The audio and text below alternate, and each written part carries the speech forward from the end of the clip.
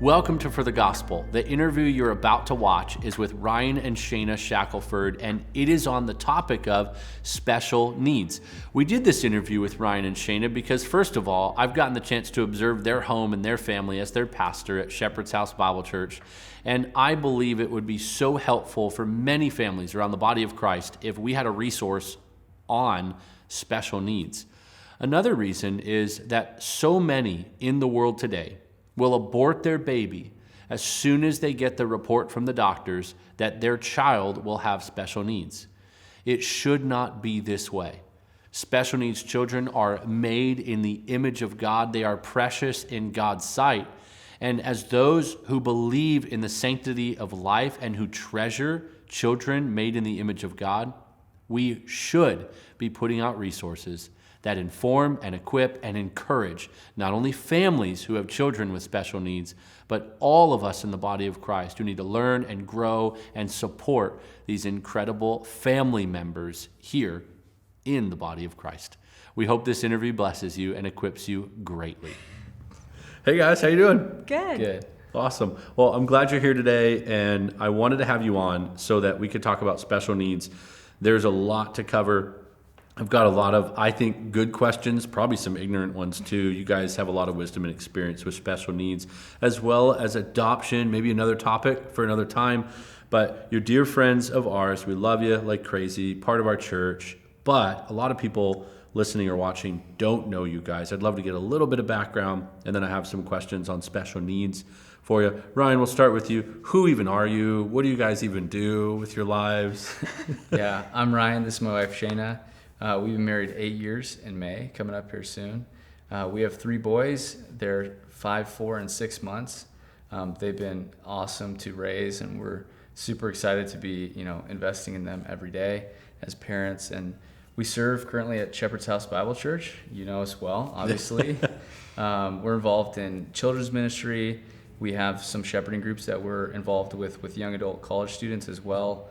And then I serve as a deacon, so we run you ragged. Yeah. We run you ragged. So, yeah, it's been awesome. Obviously, just finished our first year of the church plant, so it's been really fun to see the Lord grow. Yeah. Our friendships with people at the church and just see the body life has been awesome.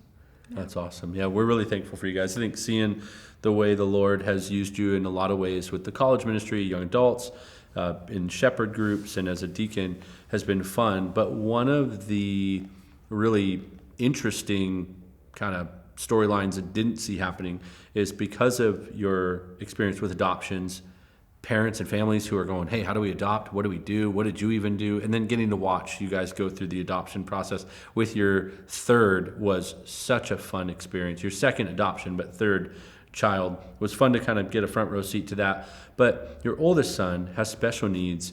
Kind of take us into that journey or the experience. First, by explaining, you guys get married. What were some of your expectations? Shainah, I want to throw this one to you. What were some of your expectations as a young girl? You're marrying this guy. He graduates from the Masters, plays baseball. Dream life. Everything here we go. You could dream what more could you want? What more could you want? Talk to us about those maybe very normal girl dreams that here he is. Yeah, we got married in 2015. We had been married for probably a year and a half, and we're like, okay, I think we're ready to start our family. And we didn't know, we knew we wanted to have kids and what that would look like, and you always kind of have this idea.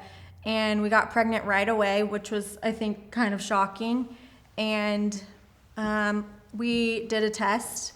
It's called the NIP test, and we found out pretty early on that our firstborn, not only was he going to be born with Down syndrome, but that he also was a boy. So in the same phone call, we got that news, and we were devastated, to be honest. It was a curveball that we had never seen coming, and it took time for us to wrap our minds around it, but now I couldn't imagine it any other way. Take me into that emotion and that feeling, because I love one thing too. I think that my wife and I both, Christine, you guys know, enjoy with our friendship and the way you guys are in our church. There's an authenticity and an honesty with you guys that is so refreshing and encouraging. Most people would be scared to death to say what you just said. We were devastated because A, that's not politically correct. B, we're Christians, the sanctity of life. I mean, how dare, I mean, it's a baby made in the image of God. All children are beautiful. Yes and amen to all of that. But on a very human level, especially if there's somebody who's watching or listening that is afraid to kind of be honest about those feelings, where did that devastation come from? Was it expectations? Was it fear? Was it even like preconceived notions, or like even personal ego? Like, we're going to have a family, and just speaking personally, I'm a man, I'm going to have sons, or I'm going to have these boys and they're going to be athletes, or my wife saying, I'm going to have girls and they're going to be this. We have all these preconceived notions. So that's a hugely honest statement you just made. Talk about that a little bit and where that comes from. Yeah, I mean, it was all those things. It was pride, it was expectations, but it just took time. We knew that Rhodes was a blessing from the Lord. We knew that, and these were things that we were taught and we knew them, but it just took time for our hearts to just like wrap our minds around it. I think it's a combination of being first-time parents is a big factor, because we don't even know what it's like to have a kid, and we know we're having a boy, and we walk down that path, and you get in your mind, you're like, he's going to be a specific way, he's going to be just like, wants to do what dad wants to do, those type of things. And so you have expectations when you get into, hey, we're going to start a family, and it kind of gets a huge curveball thrown immediately. And so you're just really reassessing a lot of those things. We were devastated at first. I remember that we got the news and we just cried together and talked through, what are we going to do? We don't know anybody at the time that had Down syndrome. We didn't know what it meant. We didn't know how. We were scared too, because with Down syndrome, it's kind of a coin toss. You get this 50-50, like they could have a heart problem and need to be rushed off to surgery after they're delivered, and just different complications that we had no clue. And you Google search it, and it's just I was going to say, horrible, you just started researching. Yeah, it's every horrible story you could ever imagine, and you're just like, oh my goodness, like, okay, Lord, we know you're good, we know you're faithful, and that this is your will, but like, we're terrified, so like, help us through this. Man. And I think we knew really early. I think this test, you can find out the gender as well as some of these chromosomal abnormalities really early in pregnancy. So we had a long time even to go before Rhodes was even born. Yeah. And so I think as time went on, we were able to really go before the Lord and give our first child up in terms of our expectations might not be met, but God's sovereign over this pregnancy. He's sovereign over our son. And looking back now, retrospectively, 5 years later, it's like, why were we so upset? Why were we so devastated? Because we're sad that we were ever sad. Like those tears that you shed, you're just like, oh, if I would have known, I would have never been sad. I would have been like, okay, when do we get to have him? When do we get to have him? Totally. But there was dread coming of like, we don't know. Nobody knows. I served in special ministries in college, but I had never been around a baby. Yeah. None of my friends were even having babies at the time. We didn't know anybody in our church who had kids with special needs. So it was just like, okay, what do we do? There's no rule book for this. So I guess we'll figure it out. Totally. And you're first time parents. So that's obviously the daunting nature. If you go down the line of having babies and you got these experiences, and then you end up with a baby with Down syndrome down the road, and you're like, oh, okay, all right. And you're taking these curveballs as they come. Mm-hmm. Where did you guys go for wisdom? You already talked about WebMD and the dangers of Googling stuff. We know that. It's not an ideal spot. But we're like, off the top of my head, and granted, we have to paint this. I'm a pastor. We're in ministry. So we know a little more maybe than the average person about other ministries. So even as a pastor, though, I remember serving in a special needs ministry in college, my first couple years in California, and I know of Johnny and Friends. Mm-hmm. I know you guys have been part of churches that are faithful, but where did you learn? After we didn't go to Google ever again, or even some of our doctors, it was just like, just give us like the medical facts, not really your opinion about what he's going to be like. and we'll filter those. I put in Instagram, I like hashtag searched Down syndrome, and I was looking through all these different accounts, and I was honestly disheartened because I was just like, none of them are Christians. Do any Christians have kids with Down syndrome? And then I came across an account, Downright Wonderful. Oh, I love them. And they really are wonderful. And I just DM'd the mom, Kelsey, and was just like, here's all my thoughts and feelings. And she helped me so much, and just, she never made me feel ashamed. She was just like, those are, feelings that you're going to go through. But she was like, I promise you, you will not be feeling this way when you have that baby in your arms. And she was right. Amazing. I think too, I've got to witness Shainah after having Rhodes do the same thing for other moms that have gotten connected to us. And so I think there's not a huge network that we know of or have experienced. Maybe there is, maybe there's Facebook groups or other people that are, going through these things, but it was kind of isolating at the beginning because the churches that we went to didn't have special needs ministries, and it from what I know, it's just because there wasn't a ton of need for it. It wasn't because they didn't, hey, that's ministry, we can't allocate budget for that or whatever.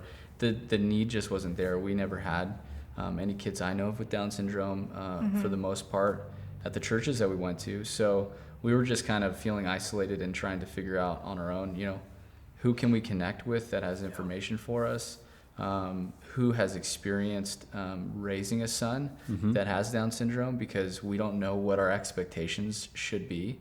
What is the baseline? What is, as he grows up, how should we be training him, even disciplining him now at a older age? And so walking through that has been kind of a roller coaster, but it's been super fun for us to be able to take notes and pray through, different things that we're trying, and then be able to communicate with our friends and others who come along the path and find out we have a son with Down syndrome and want to reach out and get connected. So it's been really, we're kind of establishing our own path within our own community. Yeah, you're blazing the trail, for sure. We read parenting books. Like, we read Shepherding a Child's Heart, and I read some of Johnny Erickson Tada's books, and just to hear about her story more. She has a great children's book, but we had to take those things, and we're like, okay, we know that the Bible is sufficient. What are tangible things that we need to be doing to help Rhodes, to train him, to shepherd him? And, it's teach him sign language so he's not whining and that he can communicate with you. And so that was one of the first things we implemented with him, even when he was little, was just okay, we can teach him the sign for Jesus and more, please, thank you, all these things, so that we can communicate with him and he can communicate with us. Yeah. Talk to me a little bit about that, but first, the statistics on babies and Down syndrome and abortion are troubling. Is not even a good enough word, or a deep enough, or a filthy enough, or deadly enough word. What is it like around the world?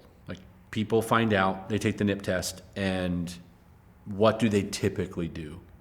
They abort. I mean, it was the first thing that was offered to us. It was, okay, we have other options. That was the first thing? That was the first thing. Meeting with our genetic counselor or whatever they set us up with at the hospital. Yeah, that was the first question is, are you going to proceed with the pregnancy? And we basically told her, don't ever ask us this question again. We're keeping this baby. Come on. And she never did. She did respect that. But I had doctors, we'd go in and they'd be like, all throughout, why are you so calm? And I was on the inside being like, I'm not calm. But I would be like, it's the Lord. The Lord is helping us through this. This is scary and we don't know. But it was the Lord. And when I did Google and I looked up the statistics, I was mortified at the abortion rates. I mean, there's some Nordic countries and it's almost 100%.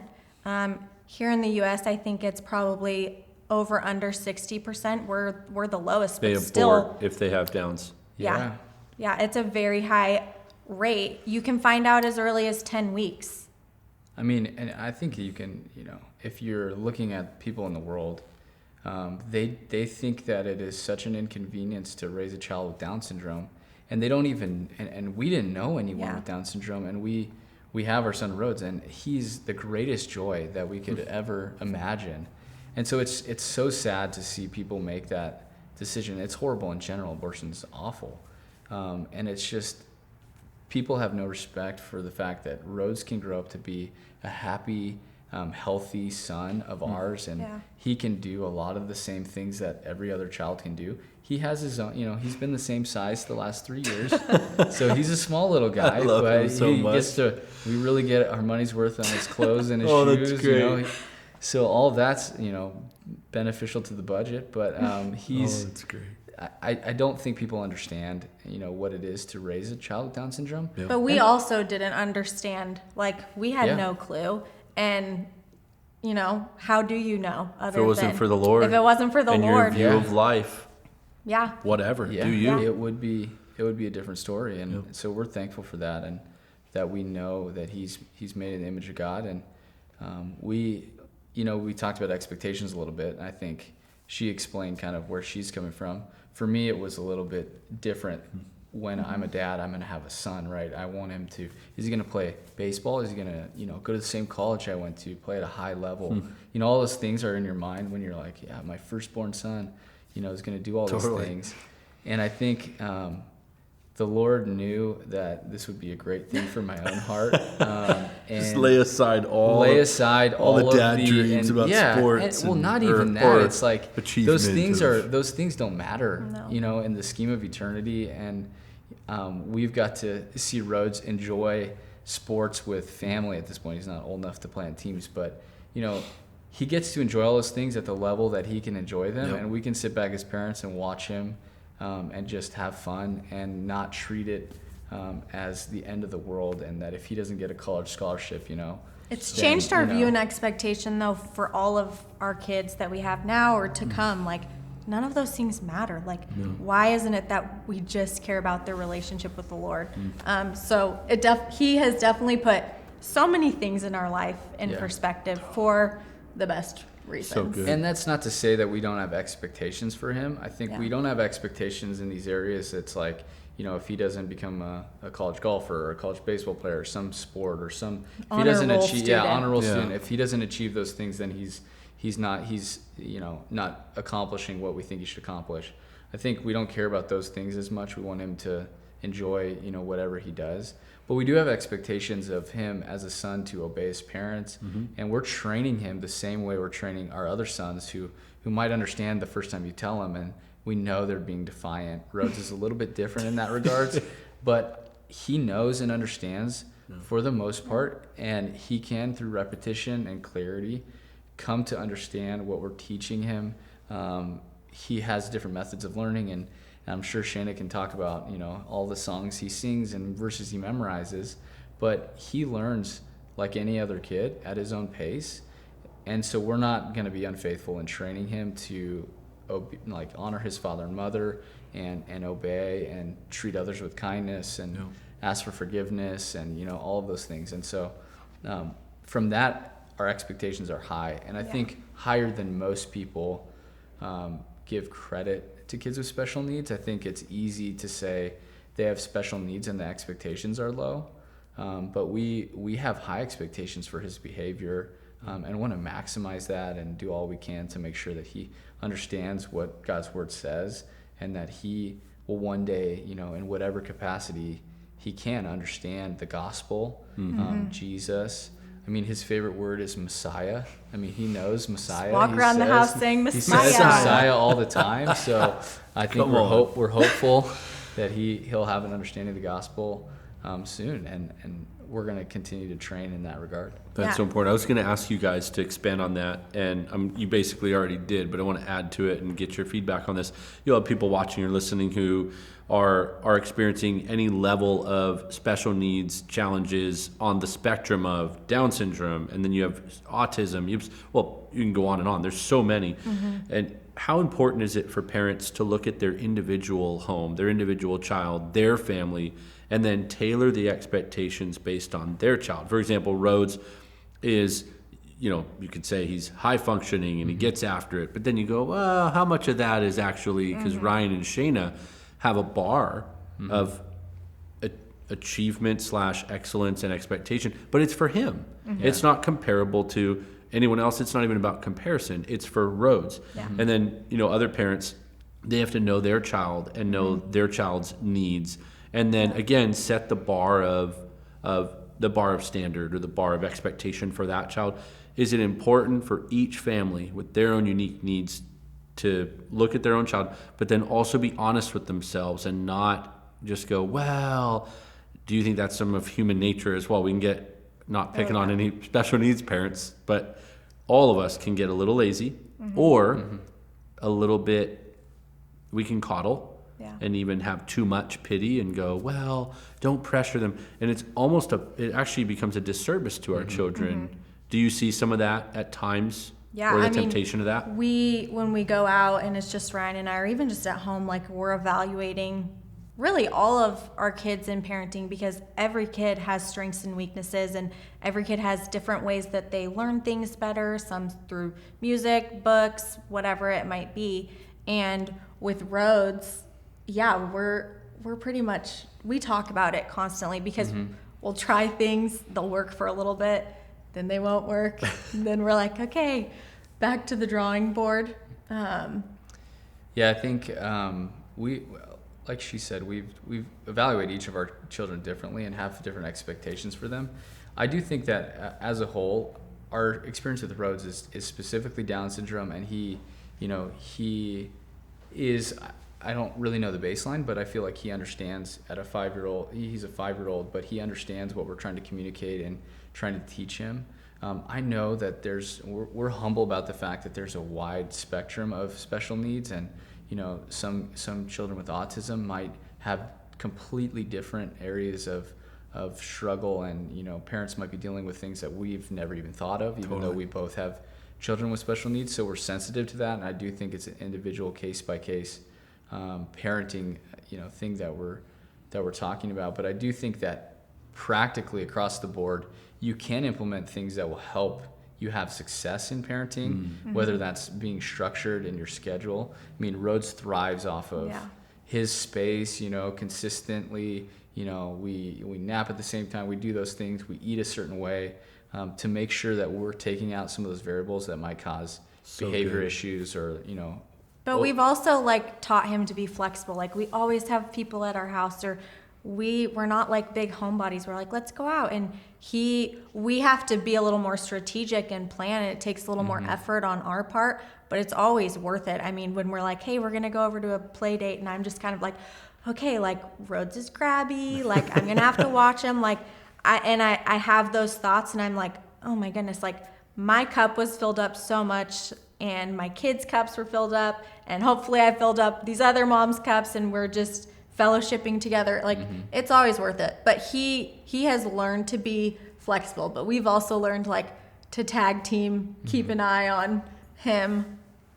Yeah, because he's Houdini. That's what I was going to ask you to share about. You gotta, so we gotta go a couple of places. So you got to tell us about Houdini and a little bit of the home dynamic and the amount of humor / all right, those moments where you're going, okay. And then I do want to jump into socialization and integration and some of that as the more intentional, serious side of this. But please talk about his nickname as Houdini. Well, I think, I don't know if it's a common thing with kids with Down syndrome. It probably is, but because we see stuff on Instagram from Downright Wonderful and even just our own experience. But he's always a little bit mischievous. A little bit. Escape artist. It's it's always mischief, but with a smile on, and he thinks it's funny. Yeah. And so we have to do things like we have an enclosure basically around his bed, because he will escape his room and his bed, and so our house is baby proofed to the max. Alarms, cameras. Yeah. Every door has a lock up top, because he could unlock it and he could be chatting with the neighbors, before you know it. So we've had to adapt really practical things, putting his pajamas on backwards so he doesn't take his clothes off. And, it's great. Putting him in this zip up thing that he can't get out. He finds a way to puncture it and get through and squeeze through tiny holes, and ends up in his brother's bed, waking him up. He's determined. I'll give him that. He is determined. Yeah, that is one of his strengths. Does he try to get his bro to let him out, because they share a room? Oh yeah. Turner's usually calling for us, like, Mom, Dad, Rhodes is out of his bed. And Turner's like, I'm not going to get out of my bed, but Rhodes is out of his bed. He knows the rules. He can't get up until we let him out. So he just yells for us. Yeah. But, it adds a dynamic that's super fun. I know that, like, we catch it on camera, so we get some good laughs, and then we got to readjust. We want him to obey. We want him to stay in his bed, and we set these barriers up to help him, and he finds a way to circumvent them. And then we get to watch it on camera and laugh every time, and then go back to training him to, someday sleep in his bed without an enclosure, to potty train and those type of things that are hopefully coming down the line. And so we're just at our own pace, and the Lord has given us patience, I think, as parents, to just laugh at those things and know we still need to train. It's more funny. Patience than either you or I ever thought we would have. Like, you see how she said that? I was like, man, Ryan must have been really impatient. Well, I even had expectations for, like, my parenting, how it was going to be. And Rhodes has taught us to not let things go and they're like, whatever, like, they'll figure it out, but just to be lighthearted in a lot of things and be like, okay, like, we need to be patient, we need to train them, and let's try training him a different way, whatever that might be. Yeah. I love that. Can we talk about socialization and integration? So in our church, and again, if people are listening or watching and they're like, well, that's not what I experienced, or, well, I wouldn't do that. Again, there's a wide spectrum, but we're just talking with you and talking here. He is basically integrated at our church. The socialization, like, you do play dates, you're hanging out with other families, other moms, my wife, and a lot of the other wives. And then as well, you are on the special needs ministry team now. We have a team of special needs leaders and team members that are helping us get this ministry started as well at our church. And so all of that means lots of interaction, lots of mixed classrooms. I'm guessing he's in some sort of schooling. Yeah. And how do you approach socialization and integration as well? And then how do you incorporate faith into that? Like, does he know mom and dad are Christians and this is a gospel-centered household and all those things? Yeah. Talk to us about some of that and your approach to socialization. Yeah, I mean, I would think we've never been like, we're just going to stay at home and bunker down like he's so much, so let's just stay in our safe bubble. He goes to school. He's in a typical preschool. All of his peers are typical kids.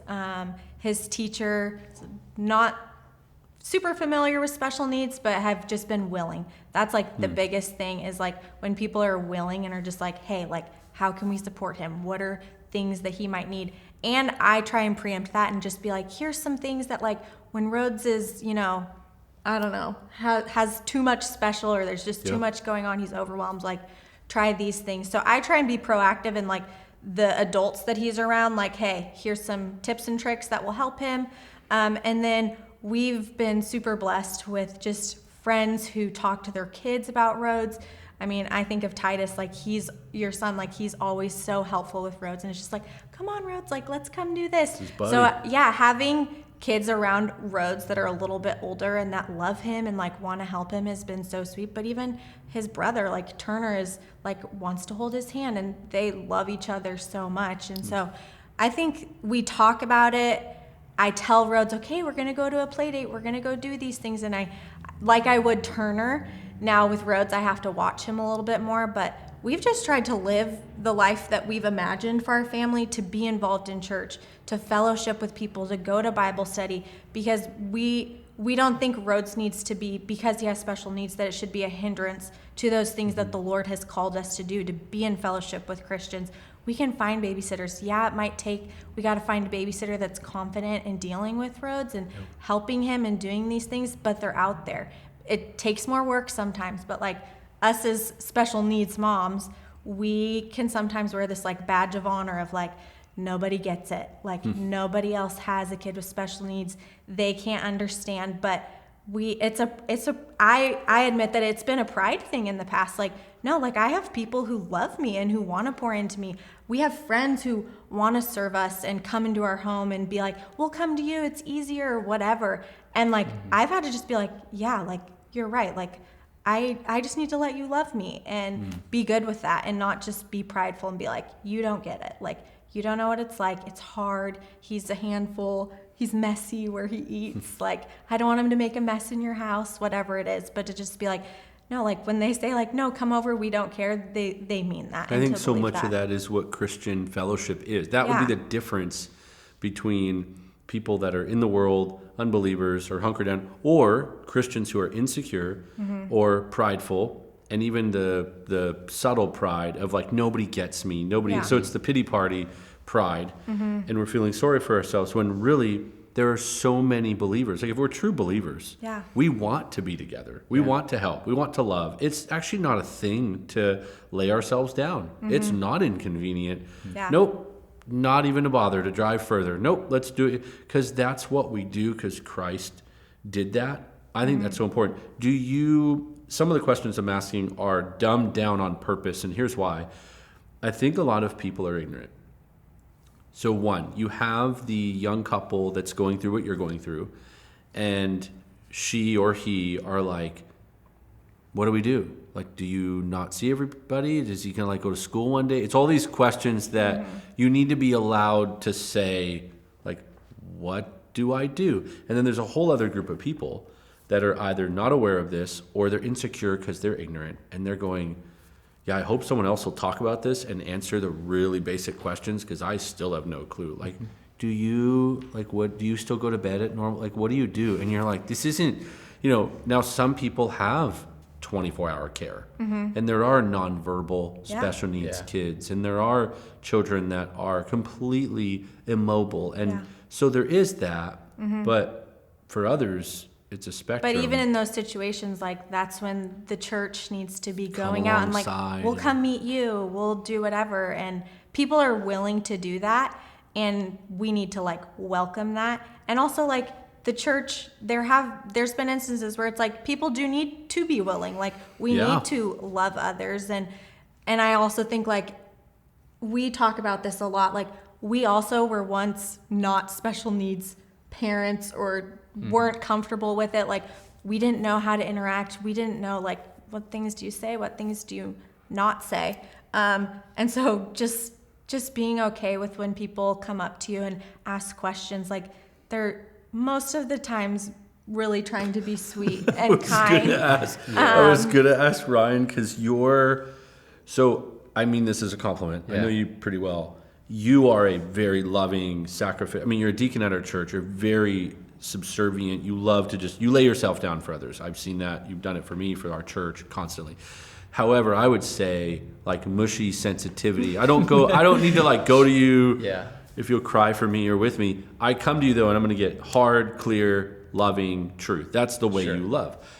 How can that be a benefit for people? Like, what would you say, just all the sensitivities aside and trying to tread around or worry what someone will think, what would you tell someone who's like, yeah, I'm ignorant, I don't know what to do? How should they approach you? Like, what should you ask? How?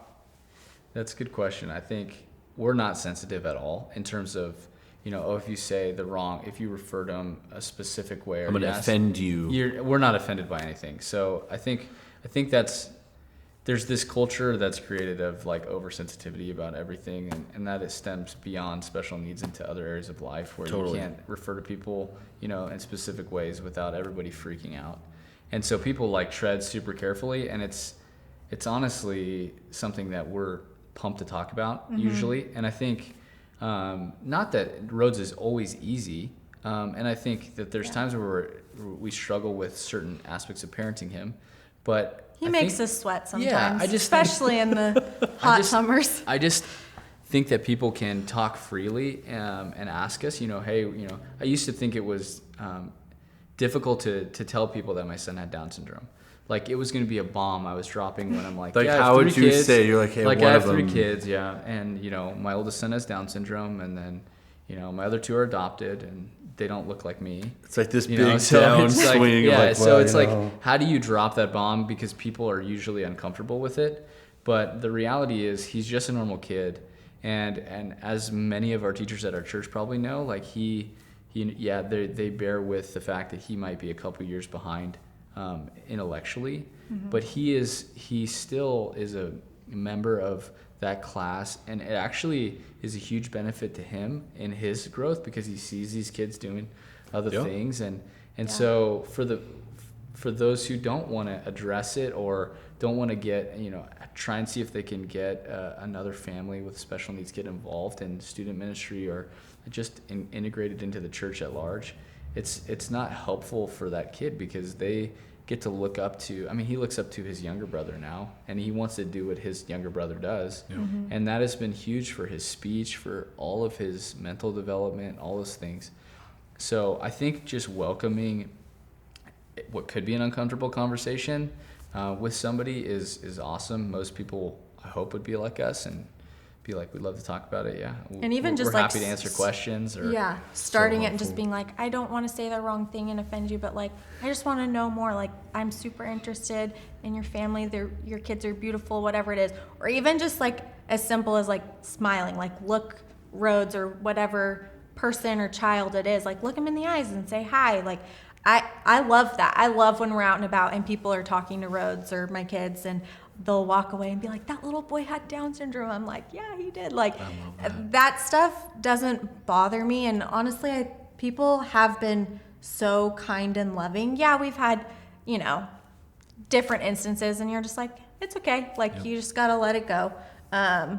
I think it's fun to see the other kids interact with Rhodes at church too. I think it's good for them, obviously. And as parents, training them to know how to interact with kids with special needs and like care for them and look out for them. Especially like we teach Turner, like you're gonna need to protect your brother at some level. Like you're the little brother, but you're the big brother. He thinks he's the big brother. He is bigger too. So take care of him, and even your kids being around Rhodes, it's like they're gonna take care of him, and you're gonna teach your kids that he might be intellectually a little bit on a different playing field than them, but they need to look out for him in these situations, and it's a good opportunity for them to care for somebody else in a way that's unique. It's loving your neighbor. It's Christian community. Yeah. And it's fun to see. Like they're on Sundays they're throwing the ball around with Rhodes. He's running around with all the kids. Like it's the greatest thing ever. So I think it's a good opportunity for parents even to have their kids, like introducing kids with special needs to your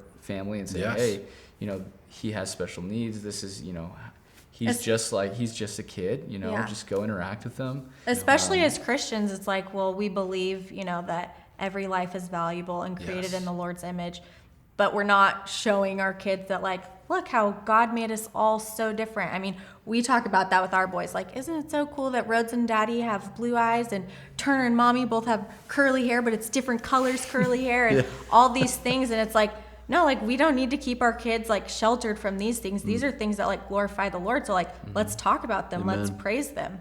I love that. What resources do you guys recommend if someone's watching this, they're learning, they're going, okay, I need help. I am ignorant and it's okay. They're getting honest. Where would you send them to begin reading, to begin researching? Obviously, social media is very helpful nowadays. It can be a dumpster fire, but all in all, like, where would you send them? What pages, what resources, what websites? There's not many, I think, that I would be like, oh yeah, this one is the best one. I think that you can talk about Instagram and social media, but we read like generic books on Down syndrome. They weren't super helpful. I think maybe from like a scientific perspective, you could learn about what Down syndrome is and all those things. But again, every kid is different. Rhodes didn't have heart issues. He had vision issues. And so we're dealing with that. It's super unique compared to the kid who might need heart surgery or some other issue, so there's those scientific things. We did research and we read the books and consulted with doctors, but the like parenting and the training and the Christian centered stuff, there's not a lot out there. And that was kind of discouraging. And that's why I said, like, I talked with Kelsey with Downright Wonderful. We talked with our parents too. I mean, they had both taught parenting classes, and just because Rhodes has special needs, it doesn't keep me from even asking other moms, like, hey, do you guys have any ideas of like things that could help? And because kids all learn and are trained different ways, and like I have taken things from other moms like, oh yeah, like that would totally work for Rhodes. Yeah. Learning the books of the Bible or learning what it means to obey, those types of things. Let's do them in song. Let's, catechism. Okay, like Turner, we can read the book and like he can answer the questions back and forth. Rhodes needs it put in a song form, or he loves reading books and those types of things. So we have just kind of like had to tweak it ourselves. Yeah, I said Johnny Erickson Tata, Johnny and Friends. They're a huge resource. You can do family retreats. She has pamphlets on so many different special needs. So I would say she's probably one of the biggest Christian resources for families. And then, yeah, social media. Awesome. I do think too there's a whole element that we haven't talked about, which is like what is available to you in the state you live in. Oh yeah. And social programs and things like that. Is there opportunities for you to get respite care for your son or daughter that is basically paid for by the state? Or how do you, I don't even know, we just kind of walked through it and called people and researching things online for that type of stuff. But I would say if you can find people, connect with them on social media and ask questions. I think we're available to be reached. I mean, Shainah loves talking about this stuff, so I think Instagram or we can get an email out there or something to correspond with anybody who wants to know how to navigate. Hey, we just had a prenatal diagnosis. Like, what do we expect before giving birth, or what's it like raising someone with Down syndrome? Because we're still learning, and we're just 5 years ahead of the person who's giving birth now. So we'll have continued challenges as Rhodes gets older. I think right now we're trying to figure out how to navigate Rhodes at the stage he's in and our younger sons and their development, and making sure that we're balanced in our approach, focusing on them, making sure that Turner gets to be doing things that will help him grow, like getting involved in sports or team activities or things like that are challenging for him. Special dates with his dad, or play dates with other older boys. Because that does happen where we've been in a phase where Turner has been, comparable to Rhodes in terms of the things they like to do, play with, etc. And now we're getting to a stage where we need to let him also focus on him, parenting him in a unique way, and letting him, achieve and have expectations of him that go beyond where Rhodes is at physically and mentally right now. And it'll be the same with Hanson, with our third son, as he gets older. And, eventually him and Rhodes will be best friends for a time, and that'll be fun. And then, but just making sure that your other children are also getting the attention and parenting that they need to know and understand the gospel and be able to grow up,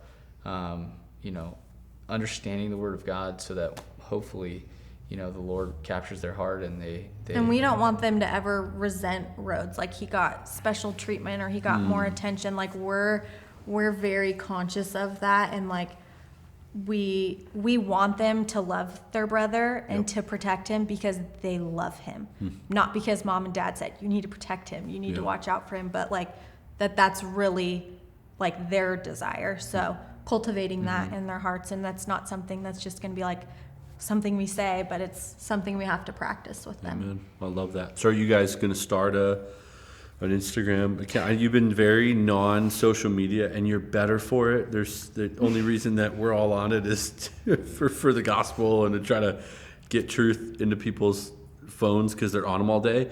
But have you guys thought through how to help other couples and potentially the need requiring some level or mandating some requiring?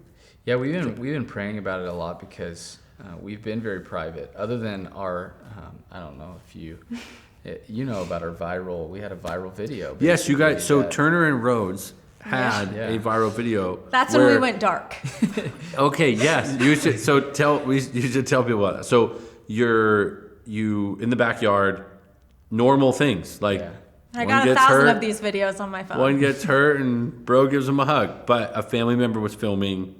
One of the other siblings, right? Or one of the in-law, like one of the sister-in-laws or someone, right? Or your sister? No, I was filming and it got posted by... my brother. Oh, one of your family members posted the video. Yeah, it was well-meaning. It just... and it took off. So, Didn't it end up on like Good Morning America or stuff we like that? found out at like 20,000 views, and then there was like no 20 million views. I don't know. There was like no coming back from it, and we were like, okay, and we pretty much deleted everything. We were just like, oh my gosh, You got off it, and that too, like with adoption, Yeah. and everything. You're just trying to live your life, serve the Lord, and there's some levels of privacy that needed to happen then. Yeah.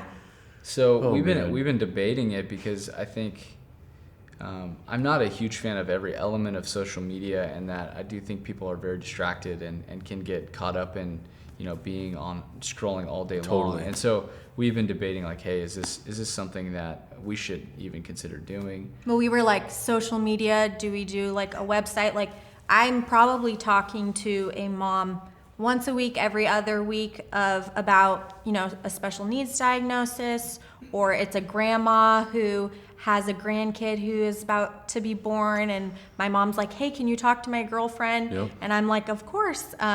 Like, how can I help my daughter or my daughter-in-law? That doesn't even include the adoption Yeah, questions. and then I get the adoption you guys questions. get bombarded with. And there are two favorite things to talk about. Like, I will take 2 hours during my kids' nap time and fold laundry and talk to a mom. It's my favorite because I'm like, there aren't a lot of resources. Like, where do you go?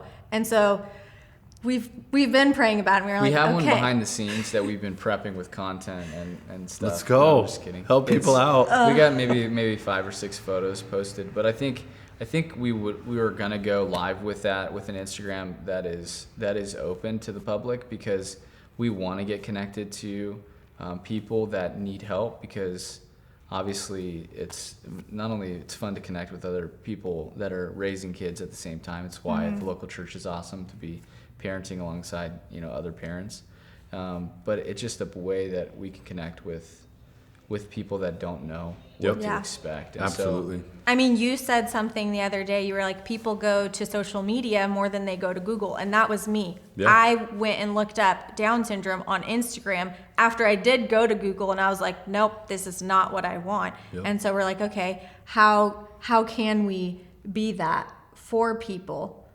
Well, there's a practical element too that's like, hey, what are you doing for his bed enclosure? Or like, how do you keep? Hey, like, what are you guys doing to keep his clothes on at night so that he doesn't, take his pajamas off and his diaper off and all that funny stuff? How do you get him to eat vegetables or whatever? Normal questions that people need resources for. Yeah. Absolutely. Yeah. I think and today, if the Apostle Paul was still alive, I 100% think the Apostle Paul would be on Instagram, and he would be answering people's questions. And I think he would put out constant truth, and I think he would preach the gospel. I think that would be one of the ways in which he would invade. So in the biblical times, they would invade the city square. When you got into a town, where would you go? You would go to one of the synagogues. You go to where people are congregating to either exchange information, debate, or search for truth.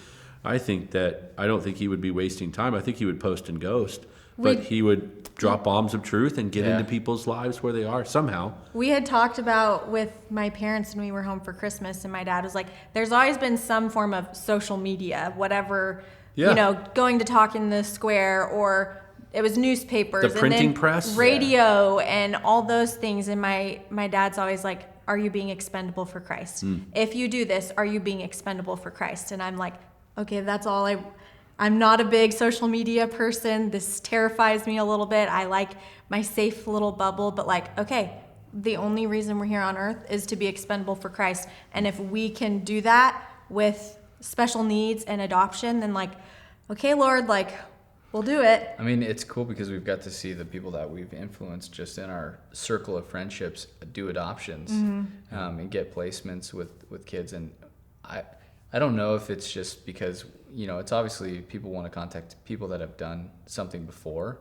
but I mean, if it continues at this pace, so many of our friends are going to do adoptions and have kids and add it to their family and grow their family that way. And that's super fun to see. Yeah. And we love it, and it's been a blessing, and we get to walk around and people kind of look at us like, I don't know what they're looking at. We have Down syndrome and different races. You guys are a fun or we could bunch. Be looking crazy. Yeah, who knows? Who knows? We look tired and haggard. So we just smile it's been fun, and I think that creating some content, if we can, And just even saying, hey, here's a good site if you're looking. Yeah. I mean, we brought in some people on Sunday mornings to talk about adoption, Yeah. have booths and Their things church. like that. And so if we can vet some of those things with regards to special needs opportunities and adoption, I mean, we have respite care, and we've got people from our church involved in that process so that they get to come to our house and watch our kids. Yep. And They're ministering to us, and we get to minister to them Amen. while they're in our home, and it's pretty special. That's the those stuff type of that's things real. are- Yeah. It was one of our contributors. You guys know Tony, Pastor Tony, and his wife Bree. So Tony told me years ago with social media and for the gospel and different stuff, he said, no matter what, if you do something like this, the way that the Lord does it genuinely, and how a Christian and a minister and people like you guys who are ministers, you are on the front lines, should view social media, is it works inside out. A lot of people in this generation are trying to work outside in. It's like, I get an Instagram account to become famous, to help people, to do this. You have all these dreams, but you're doing none of it in your local church. I think what is so exciting and encouraging, and this is what we try to do it for the gospel, everyone involved is doing this already in their local church. You've already been answering questions, preaching the word, discipling. You guys are already helping people understand adoption, ministering to your mom's friend. You take phone calls, it's a text. And when you're doing that already, then it's a little bit easier than to justify or see how, okay, we're going to add this medium, which that's all it is, as a way to do what we've already been doing privately. And that is another healthy reminder that Jesus builds the church. It works inside out. Believers strengthen one another. We encourage one another. And then because we've been given media, we use that then to reach others and to love the extended family in the body of Christ.